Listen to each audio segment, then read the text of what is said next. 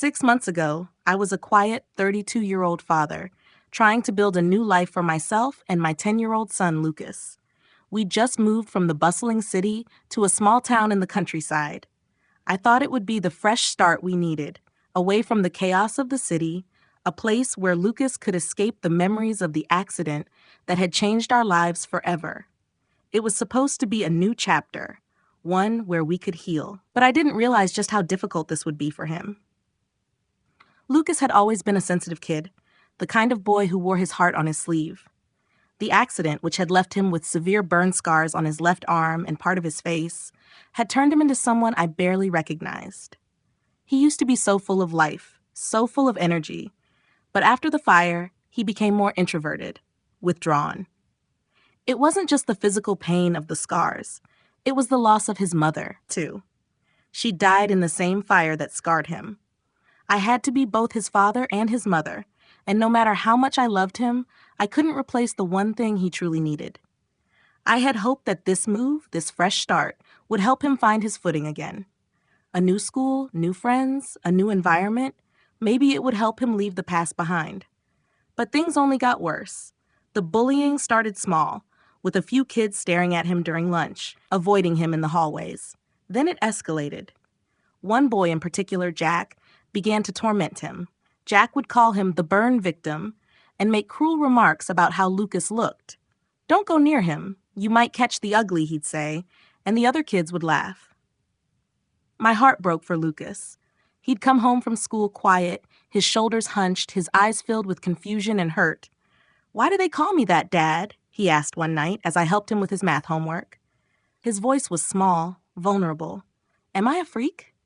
That question tore me apart. I knelt beside him, pushing his hair out of his eyes, and said, "No, buddy, you're not a freak. You're the strongest person I know. Those scars are a part of you, but they don't define you. They show how strong you are." But even as I spoke, I could see the doubt in his eyes. My words weren't enough to shield him from the cruelty of the world, and I knew, deep down, that I had to do something. I couldn't just sit by and watch my son suffer. The next few weeks felt like a blur of frustration and helplessness. I tried everything I could to shield Lucas from the hurt he was facing. We had long talks in the evenings, just the two of us, where I reassured him over and over that he wasn't defined by his scars. But his spirit was fading, and I could see it. He was becoming more withdrawn, more afraid to go to school. It broke me to watch him struggle in silence. His nightmares returned, the same ones he'd had after the fire, where he was trapped and couldn't escape. The last time, he woke up gasping for air, tears streaming down his face. I tried reaching out to the school. I scheduled a meeting with his teacher, Mrs. Thompson, hoping for some support. She was kind, but overwhelmed. "We're doing our best," she said with a sigh. "We've implemented an anti-bullying program, and Jack has been spoken to several times. But bullying is complex, and Jack is dealing with some things at home." When I asked her what exactly she meant, she couldn't share any details due to privacy reasons. I didn't need the details to know it wasn't enough. Lucas needed more than just empty promises and well-meaning programs. He needed someone to stop Jack and the other kids from making his life hell. I went to see the principal, Mr. Harris, the next day. He was a good man, I knew that, but his words didn't give me any comfort. "We're working on creating a more inclusive school environment. I'll arrange a special session on kindness and empathy, and we'll make sure Jack gets additional counseling." But Jack didn't seem to care about counseling.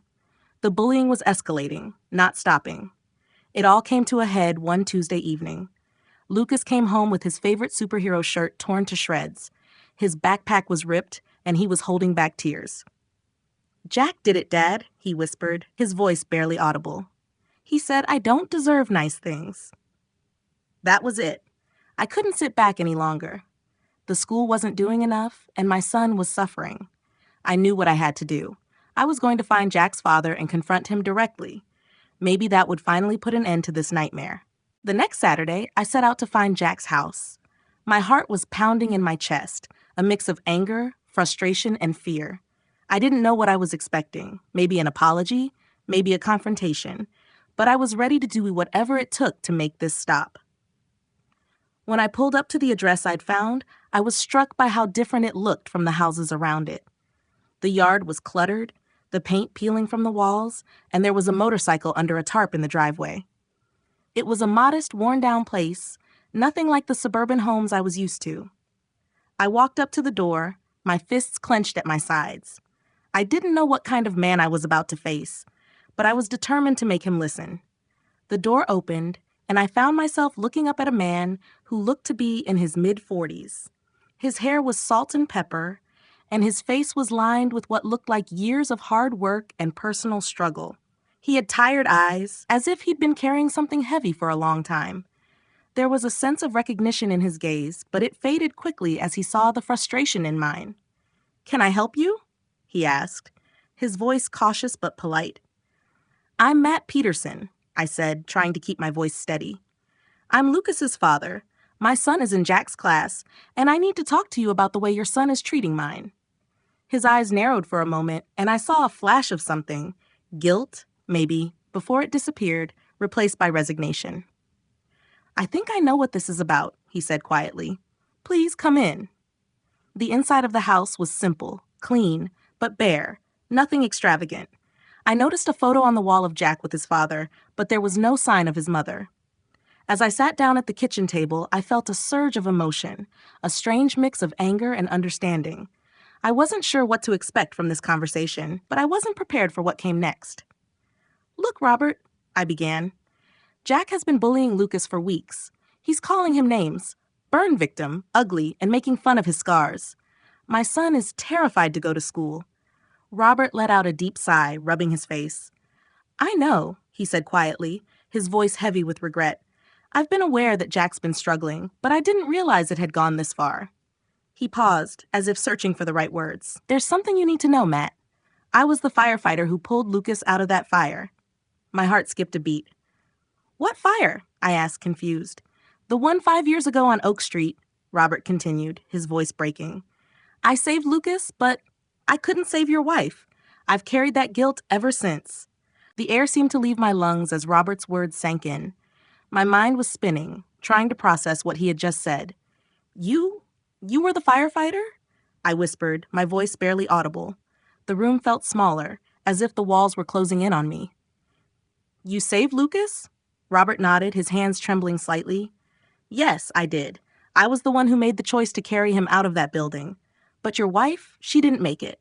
I couldn't save her." His voice cracked, and I could see the weight of that guilt etched on his face. I froze, my heart racing. I had spent the last 5 years carrying my own grief over losing Hannah, my wife, in the fire. I had never once stopped to think about the people who had tried to save her, the people who had made decisions in that split-second moment of life and death.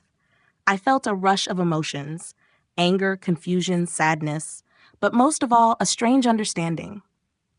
Robert wasn't just a stranger in front of me. He was a man who had carried the same burden I had, even if in a different way.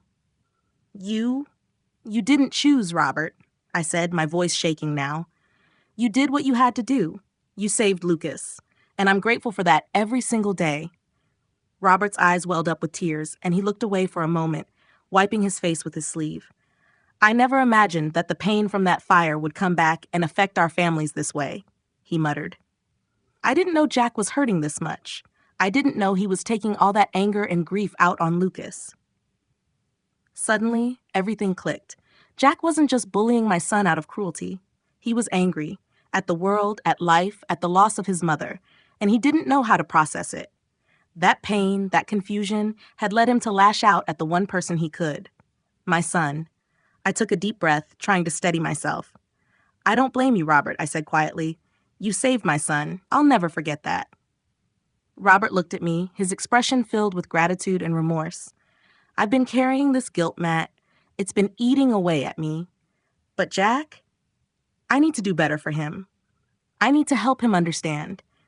And that's when I knew this wasn't just about the bullying anymore. This was about healing for both of our families. After that conversation, things felt different. Robert and I sat there for a while, both of us processing what had been said. The silence between us wasn't uncomfortable, though. It was more like a shared understanding of the weight we both carried. I could see Robert was struggling, trying to figure out how to reach his son, how to fix the damage that had been done. And in that moment, I realized that I wasn't just confronting a man whose son was bullying mine. I was confronting another father who had been torn apart by the same fire that had shattered my life. Finally, Robert spoke again. I've been trying to be there for Jack, but I don't think I've been doing it right. I've been so focused on my own guilt, I've neglected what he needs from me. He's angry, and I don't know how to get through to him. He doesn't understand why his mom isn't here anymore, and, well, I guess I didn't really understand how much that was affecting him. His words hit me hard. I had been so focused on my son's pain, on what Lucas was going through, that I hadn't stopped to think about how Jack might be feeling. Losing a mother at such a young age was unimaginable. And now, with the truth about the fire and how Robert had been forced to make that impossible choice, it all made sense. Jack's cruelty wasn't just about the scars on Lucas's arms. It was about a deep, unresolved anger. A boy who needed someone to understand him, to help him make sense of his own grief. I think it's time Jack learns the truth, I said quietly. About what happened, about the fire. He needs to know, Robert. Robert nodded slowly, the weight of the decision settling on him. I'll tell him, he said. I'll tell him everything. Maybe he'll understand, maybe he won't, but I owe it to him and to you. The next day, Robert sat down with Jack. I didn't know exactly what was said, but I could imagine the shock on Jack's face when he learned that Lucas wasn't just some burn victim. He was the boy Robert had saved, the one who had lived because of him. The following Monday, when I dropped Lucas off at school, Jack approached him. His face was serious, but there was something different about him. A softness, an openness I hadn't seen before. Lucas, he said, his voice unsteady. I'm really sorry. I didn't know. I didn't understand. You're not a freak. You're a hero.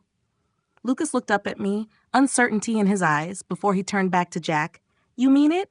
I mean it, Jack said, his voice sincere. And in that moment, I saw the tension between them ease. Over the next few weeks, things started to change, slowly but surely.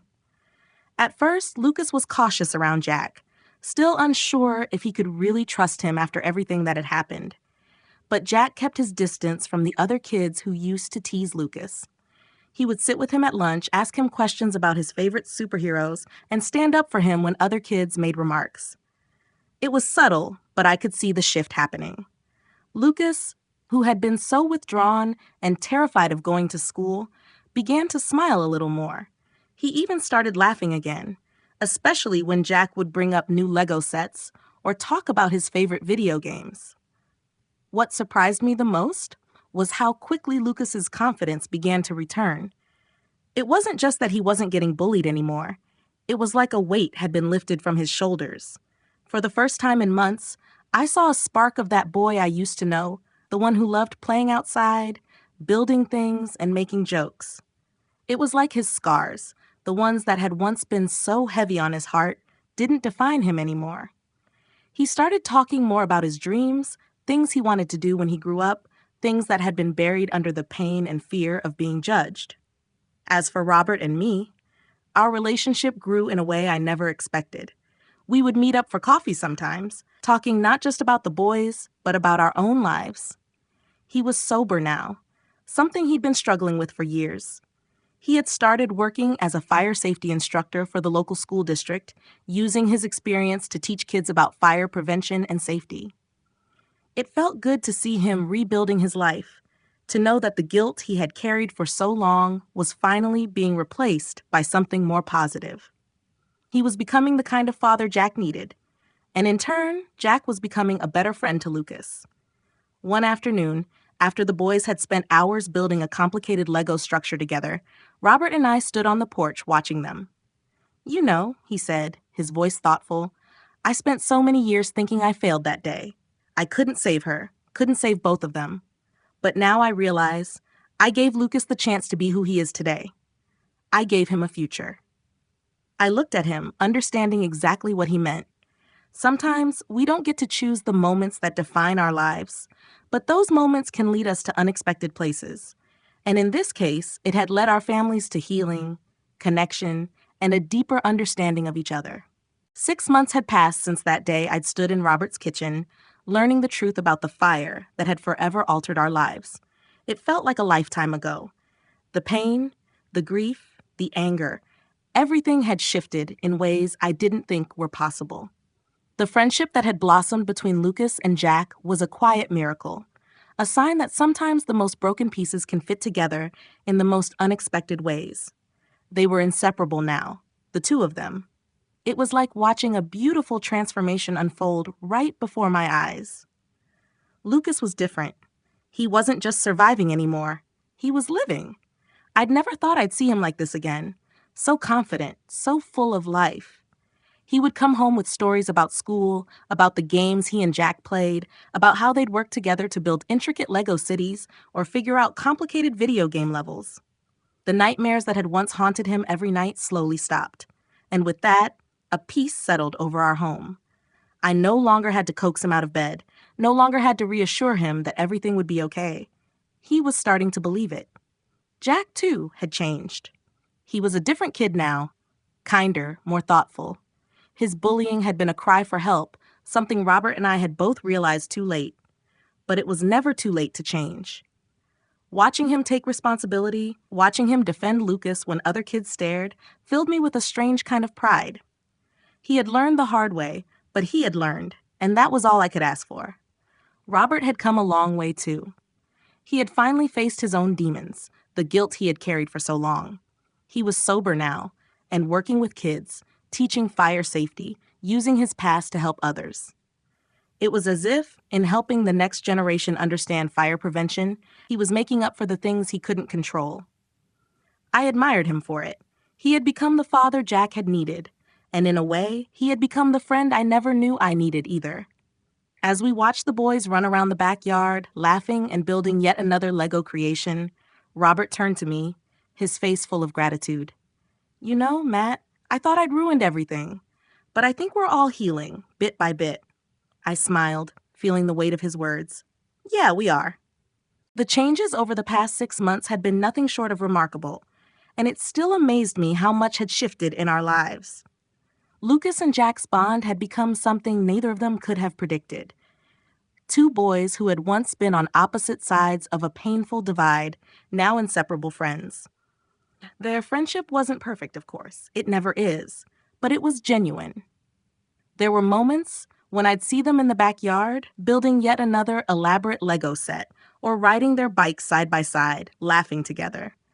And I'd catch myself thinking that this was exactly what I had hoped for Lucas all along. A chance to feel normal, to belong. Jack had apologized to Lucas more than once, and it was clear that he was trying to make amends. It wasn't about saying sorry and moving on. It was about Jack being there for Lucas in ways that mattered. Whenever another kid made a rude comment about Lucas's scars, Jack was the first to step in, correcting them and making sure Lucas didn't feel alone. It was strange how much that small gesture meant, especially coming from someone who had once been the source of his pain. For the first time in years, I could see the weight lifting off Lucas's shoulders. He wasn't just walking through life anymore. He was living it. The fear of being judged, of being different, had begun to fade away, replaced with a quiet confidence I hadn't thought was possible for him. When he talked about his future, there was excitement in his voice again. He wanted to be an architect, he said. He dreamed of designing buildings and creating entire worlds. It was amazing to hear him speak like that, to see his imagination come alive again. He wasn't the boy haunted by the fire anymore. He was a kid with dreams, with hope. Robert had become someone I could rely on, too. The man who had once been a stranger, a man who had been weighed down by his own guilt, was now a friend. Watching him with Jack, seeing the way he'd stepped into his role as a father, made me realize just how much we both changed. We had both been broken, but somehow we were piecing ourselves back together. Together. It wasn't a perfect ending. None of us were healed completely, but there was progress. And in the end, that's all we really needed. The scars, both seen and unseen, no longer defined us. We had come through the fire, and now we were free to live. The weeks that followed continued to bring more changes, but they weren't always as dramatic as the ones before. It was the small moments that started to stand out, the quiet conversations in the kitchen while Lucas worked on his homework, the easy camaraderie between him and Jack as they sat on the couch watching movies together, or the way Robert and I would exchange knowing glances when we saw our kids laughing and playing in the yard. It was in these moments that I realized how far we had come. Lucas had grown more confident, and I could see it in everything he did. He wasn't afraid to raise his hand in class anymore, wasn't hesitant to speak up when he had an idea. He'd made new friends, and the teasing, which had once been a daily torment, had all but disappeared. It was almost like a distant memory now. There were still days when he would catch himself staring at his scars in the mirror, but I noticed that when he did, it wasn't out of shame. It was more like he was studying them, understanding them as a part of his journey, a journey that had shaped him into the resilient boy he was becoming. As for Jack, I saw a quiet transformation in him as well. He'd gone from being a boy who wanted to hurt others to one who couldn't stand to see anyone else in pain. He had his moments of doubt, of course, especially when it came to his own relationship with his father. Robert was still working through his past, still trying to fully heal from the trauma of that day, but he was doing it, slowly but surely. Jack was learning to be patient with him, and the two of them were starting to communicate in ways they never had before. I knew things weren't perfect. There would be bumps in the road, times when old wounds would resurface, moments of tension and miscommunication, but watching our families come together, seeing how far we'd all come, filled me with a sense of peace I hadn't felt in years. The scars that had once been symbols of pain, of loss, were now a part of a story of healing. And I realized that in the end, it wasn't about the scars or the fire. It was about how we chose to move forward from them. We had all been broken in some way, but we had found a way to heal, together. And for that, I was grateful. A year had passed since the day I'd knocked on Robert's door, and it still felt surreal, like a dream that somehow became our new reality. The time had allowed me to reflect on everything that had changed, how a single moment of confrontation had led to understanding, and how that understanding had transformed not just Lucas and Jack, but all of us. I'd spent so many years carrying the weight of grief and guilt, thinking that it would always define me, always define us. But the truth was, we weren't defined by what had happened to us. We were defined by how we chose to move forward. Lucas had become the boy I always hoped he could be. He still carried his scars, but they no longer held him back. He was more confident, more engaged in life, and I could see the light returning in his eyes. He had even joined a local soccer team, something I never thought would happen when we first moved here. And there were moments when I would catch him looking in the mirror, his hand brushing lightly over the scars on his arm, and I realized he no longer saw them as marks of something he wanted to forget. He saw them as a part of his story, as a part of what made him strong. Jack had changed too. There was no more teasing, no more cruelty.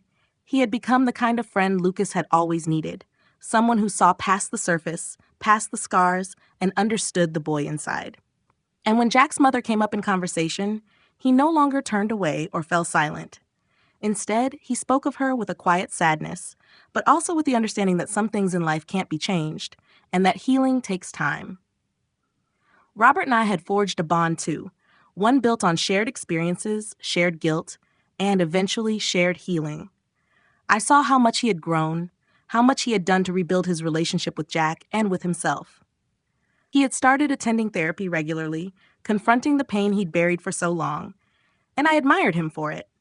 The truth was, we'd all been broken in our own ways, but we had found healing in each other.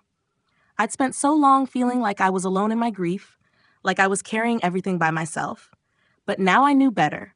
We didn't have to face the world alone. We had each other. And that, more than anything, was the greatest gift of all. Life has a way of testing us, and often, the greatest strength comes not from avoiding pain, but from facing it head on. Embrace the scars, whether physical or emotional, as part of your story, not something to hide or feel ashamed of. Healing takes time, and it's okay to ask for help. Be patient with yourself and others, and never underestimate the power of understanding and forgiveness. Sometimes, the hardest moments lead to the most unexpected connections, teaching us that we're never truly alone. Choose to move forward, not because it's easy, but because it's worth it.